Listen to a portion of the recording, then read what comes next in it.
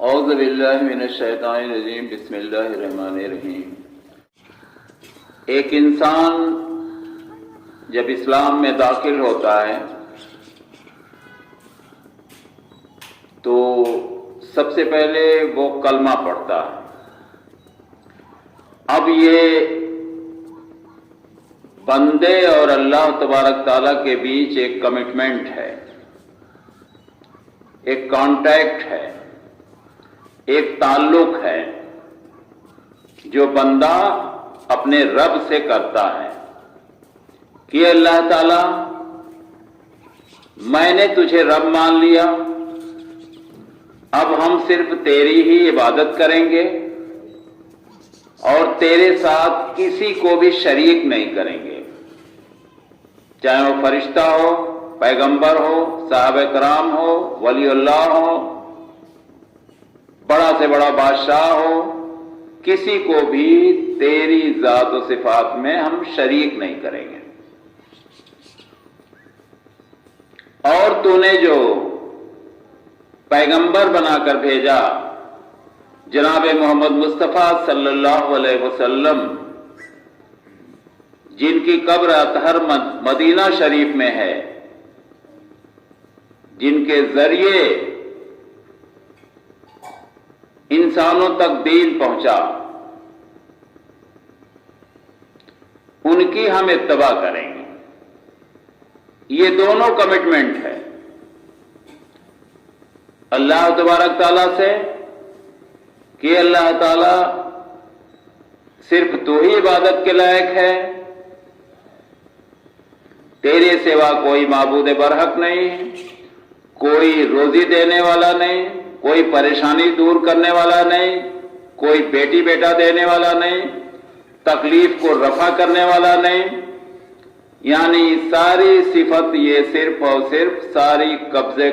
آپ کے قبضے قدرت میں۔ آپ چاہیں گے تو کسی مریض کو شفا ملے گی، آپ چاہیں گے تو اس کو موت ملے گی، آپ چاہیں گے تو کسی کی روزی بڑھ جائے گی، آپ چاہیں گے تو کسی کی روزی لاکھ چاہنے پر بھی نہیں بڑھے گی۔ اور محمد صلی اللہ علیہ وسلم کو رسول ماننے کا مطلب یہ ہے کہ چونکہ آپ کو رسول اور نبی اللہ تبارک تعالیٰ نے بنایا ہے، اور یہ بھی آپ جان لیں کہ کوئی بھی انسان کتنوں تعلیم حاصل کر لے، کتنوں بڑا مرتبہ حاصل کر لے، لیکن نبوت کے مقام پر وہ فائز نہیں ہو سکتا۔ یہ سلیکشن دنیاوی نہیں ہے، یہ سلیکشن اللہ تبارک تعالیٰ کرتا۔ وہ کس کو کرے گا یہ اس کی مرضی ہے، کس کو کیا یہ بھی اس کی مرضی تھی۔ بندوں کا کام اب یہ رہ گیا ہے، جیسے ہم مسلمان ہیں جو کلمہ پڑھ کر مسلمان ہوئے ہیں، ان کے لیے لازم ہے کہ وہ اللہ کی عبادت کریں اسی طرح سے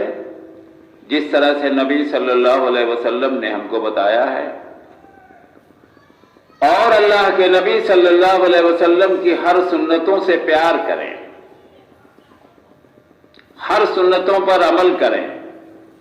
ہر سنتوں کو جاننے کی کوشش کریں۔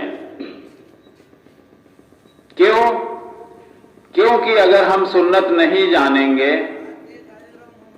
ہم اس سے اتنی عقیدت نہیں رکھیں گے، تو ظاہر سی بات ہے کہ اس سنت کی جگہ پر ہم کوئی غلط چیز اپنے دل و دماغ میں بیٹھا لیں گے، جس پر خود بھی عمل کریں گے اور لوگوں سے بھی عمل کروائیں گے۔ سنتوں کا جاننا اتنا ہی ضروری ہے جتنا کہ قرآن کے ہر الفاظ کا جاننا۔ اس لیے سنت قرآن کی تفسیر ہے، ایکسپلینیشن ہے، وہ اللہ کے نبی صلی اللہ علیہ وسلم نے کر کے دکھایا ہے۔ کسی صحابی نے حضرت عائشہ رضی اللہ عنہا سے پوچھا نبی صلی اللہ علیہ وسلم کی دن چریا روز صبح سے شام تک 24 گھنٹہ کیسے بیتتا ہے، یعنی دینی یا دنیاوی دونوں کام آپ کس طرح سے انجام دیتے ہیں ساتھ ساتھ؟ حضرت عائشہ رضی اللہ عنہا نے بتایا کہ قرآن کا فرمان آپ کی زندگی کا طریقہ ہے۔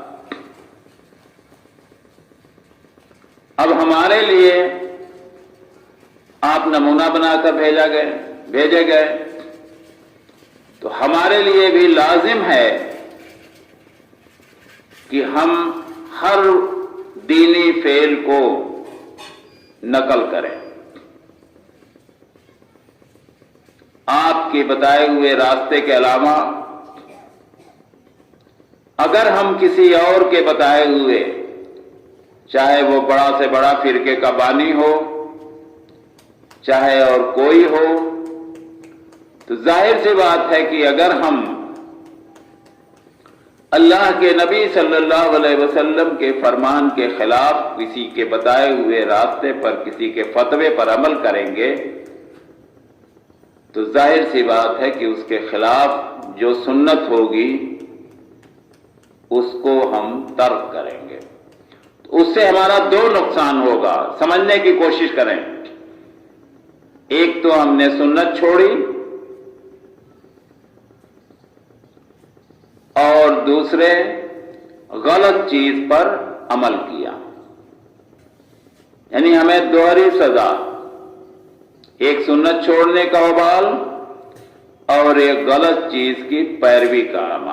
وبال۔ جیسے اس کو آپ چند مثال سے سن لیجئے۔ مسلمان کا مسلمان پر حق ہے کہ جب وہ ایک دوسرے سے ملے تو پہلے سلام کرے پھر کلام کرے۔ اب یہ سنت کا طریقہ، آپ نے سنت چھوڑ دی، کسی رہبر، کسی فرقے کے بانی، چاہے وہ بریلی شریف ہو، چاہے کچوشا شریف ہو، چاہے سہارنپور ہو، اس سے میرا مطلب نہیں ہے، مطلب آپ کو دین سمجھانا۔ تو اگر آپ ان کے فتووں پر عمل کریں گے تو آپ ہر مسلمان کو سلام نہیں کریں گے، نہیں کر پائیں گے، اس لیے کہ ان کی کتابوں میں یہ لکھا ہوا ہے کہ جو ان کے فرقے کو نہیں مانتا اس کے علاوہ کوئی مسلمان نہیں ہے، صرف وہی لوگ اصل ہیں، بقیہ لوگ بھلے ہی وہ کلمہ پڑھتے ہوں، نماز پڑھتے ہوں، روزہ رکھتے ہوں، ایمان ان کا درست ہو، حج کرتے ہوں، زکوٰۃ دیتے ہوں، لیکن انہوں نے خارج کر دیا دائرہ اسلام سے۔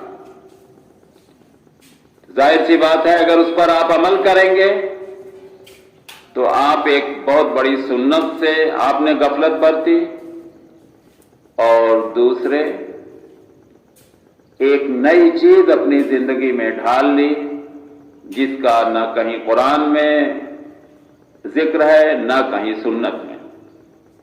اس کا وبال الگ آپ کے سر پر۔ جیسے آپ نے سنا ہوگا ایک یہ بھی مسلمان کا مسلمان پر حق ہے کہ ایک مسلمان اگر فوت ہو جاتا، اس کی موت ہو جاتی ہے تو دوسرے مسلمان پر یہ اس کا حق ہے کہ اس کے جنازے کی نماز پڑھے۔ لیکن آپ کو فتوے بھی معلوم ہوں گے کہ آپ سنیوں کے علاوہ اگر اور آپ نے کسی کی نماز جنازہ پڑھ لی تو تمام ایسے کیسز ہوئے ہیں کہ دوبارہ لوگوں کو نکاح پڑھوانی پڑی اور مولوی حضرات نے پڑھایا۔ اب چھوڑنے کا حصر کیا ہوا کہ ایک تو آپ نے اصل سنت پر عمل نہیں کیا، دوسرے ایک نئی چیز اپنے اوپر نافذ کی جس کا انجام یہ ہوا کہ آپ ہی کی بیوی اور آپ پہ حرام کر دی گئی، جبکہ شریعت میں اس طرح کا کہیں کوئی حکم نہ قرآن میں ملے گا نہ اللہ کے نبی صلی اللہ علیہ وسلم کے فرمان میں ملے گا۔ تو سنتوں کا جاننا اس لیے ضروری ہے، جب تک آپ سنت نہیں جانیں گے، سمجھنے کی کوشش نہیں کریں گے، تب تک فرقوں کے جال سے نکلنا ناممکن تو نہیں لیکن مشکل ضرور ہے۔ السلام علیکم ورحمۃ اللہ وبرکاتہ۔